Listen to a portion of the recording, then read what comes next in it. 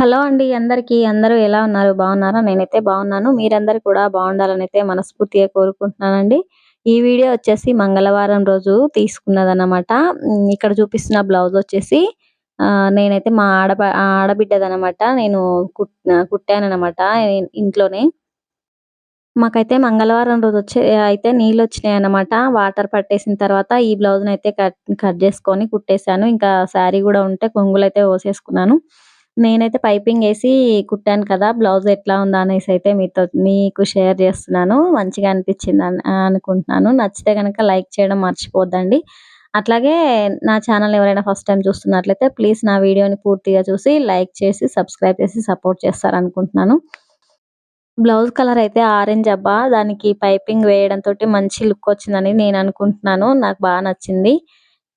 అదేంటో గాని చాలా రోజుల తర్వాత స్టిచ్చింగ్ చేసినా గూడా నాకైతే బాగా కుట్టాలనిపిచ్చింది. ఇంకా కుడుతుంటే నీట్‌గా వస్తుంటే ఇంకా మంచిగా కుట్టాలనిపిస్తది. మీకు కూడా అట్లానే అనిపిస్తదా? ఎవరైనా స్టిచ్చింగ్ చేసేవాళ్ళుంటే నాకైతే కామెంట్ చేసి చెప్తారనుకుంటున్నాను. ఈ బ్లౌజ్ పనంతా అయిపోయిన తర్వాత నేనైతే సాయంకాలము 5:30 ఆ టైం నుంచి నైట్ పడుకునే వరకైతే పనులు అయితే ఏమేమి చేసుకున్నాననేసైతే ఈ వీడియోలో చూస్తారు. వీడియోనైతే ఎక్కడ ఆపకుండా చూడడానికి ట్రై చేయండి.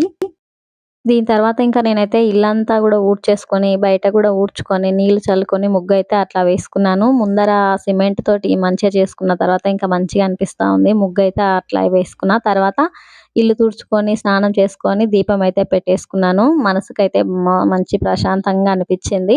ఇంకా మంగళవారం రోజు నేను అనుకోకుండా చేశాను కానీ, ఆ రోజు హనుమాన్ జయంతి గూడా ఉన్నది అనేసి అన్నారు. యూట్యూబ్‌లో చూసాను. నిజమో కాదో మా ఇంట్లో అయితే ఇంకా కొత్త క్యాలెండర్ తెచ్చుకోలేదనమాట. క్యాలెండర్ ఉంటే నేను చూసేదాన్ని. కానీ క్యాలెండర్ లేదు కాబట్టి అనుకోకుండా చేశాను. మామూలుగా మంగళవారం రోజు గానీ, నాకైతే అట్లా తెలిసిన తర్వాత మంచి ఫీలింగ్ అనిపిచ్చింది. అనుకోకుండా చేసినా గూడా కలిసొచ్చింది అని అనిపించిందనమాట. తర్వాతొచ్చేసి ఇంకా పక్కనైతే మార్కెట్ అయితదనమాట. మంగళవారం రోజు గూడా మాకు బుధవారం మార్కెటు, మంగళవారం మార్కెటు అవుతది. ఎక్కడ గావాలంటే అక్కడ తెచ్చుకోవచ్చు. నేనైతే ఇంకా బుధవారమేమో అనుకోని వెళ్ళాను. కానీ మంగళవారం మార్కెట్‌కి వెళ్ళాను. బుధవారం ఒక దిక్కు అయితే మంగళవారం రోజు ఇంకో సైడ్ అయితదనమాట. వెంకటేశ్వర గుడి దగ్గర మంగళవారం అయితది. అక్కడికి వెళ్ళైతే కూరగాయలైతే తీసుకొచ్చుకున్నాను. మార్కెట్‌లో వచ్చేసి ఒక అంకులు ఎప్పుడు గూడా బండి మీద సమోసాలైతే అమ్ముతారనమాట. చిట్టి చిట్టి సమోసాలు బావుంటాయి. అయితే నేను మామూలుగా బుధవారం మార్కెట్ అనుకోని మంగళవారం మార్కెట్‌కెళ్ళిపోయాను. అయితే అక్కడ ఇంకా అంకులు బండి మీద అప్పటికప్పుడు తయారు రెడీ చేస్తున్నారనమాట సమోసాలు. బావుంటాయని చెప్పేసి ఇంకా తీసుకున్నాను. అవైతే ఇంక తిన్నానైతే. పిల్లలు లేకుండా ఒక్కదాన్నే ఏ స్నాక్స్ తినాలన్నా గూడా, ఇలాంటివి తినాలన్నా నాకు పెద్దగా ఇంట్రెస్ట్ ఉండదు. పిల్లలుంటే వాళ్ళతో పాటు నేను గూడా తింటా అనుకుని తీసుకుంటాను ఏదైనా సరే. అయితే ఇంకా అనుకోకుండా తీసుకున్నాను కదా! తినేసాను. మొత్తం అయితే బావున్నాయి.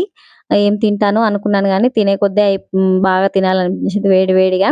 ఇంకా అక్కడనే నేనైతే ఇక్కడ కనిపిస్తున్న రేగి పళ్ళు, లేత వంకాయలు, టమాటాలు, కరివేపాకు, మెంతి కూర అన్నీ గూడా తీసుకొచ్చుకున్నాను. కూరగాయలైతే ఎక్కువే తెచ్చినా అనిపిచ్చింది. ఎందుకంటే మళ్ళీ నేను ఇక్కడ ఉండడం కొద్ది రోజులే అవుతదనేసి అనుకుంటున్నాను. ఎందుకంటే పిల్లలకి హాలిడేస్ ఇస్తే ఖచ్చితంగా హాస్టల్ నుండి పిల్లల్ని తీసుకొని ఊరికెళ్తానో, ఇక్కడికొస్తానో కన్ఫర్మేషన్ లేదనమాట. కన్ఫర్మ్ లేదు. ఇక్కడ ఉంటామా, అక్కడికెళ్తానా నాకైతే గ్యారంటీ లేదు.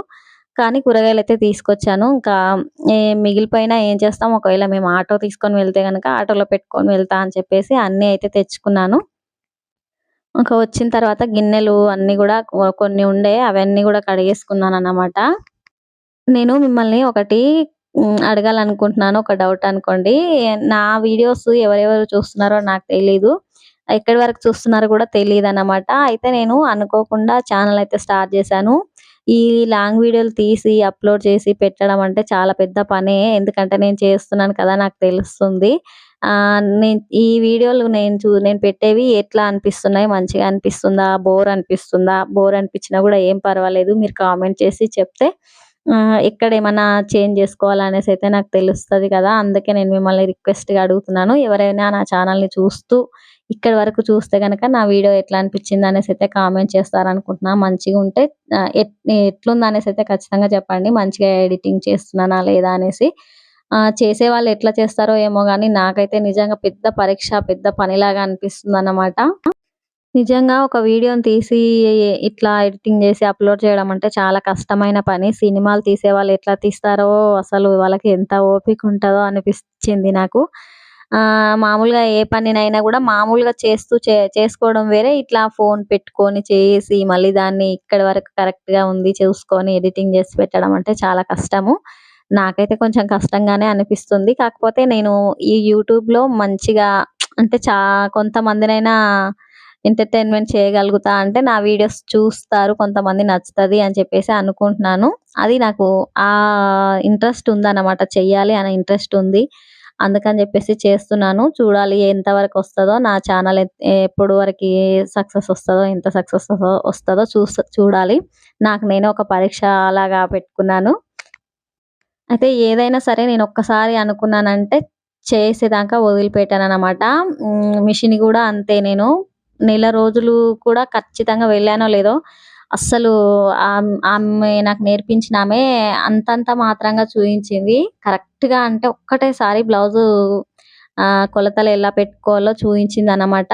నేను ఆ ఒక్కరోజు చూసిన దానికి కొంచెం మైండ్‌లో ఉంచుకొని సొంతంగానే నేర్చుకున్నాననేసి అనుకుంటాను నేను నిజంగా.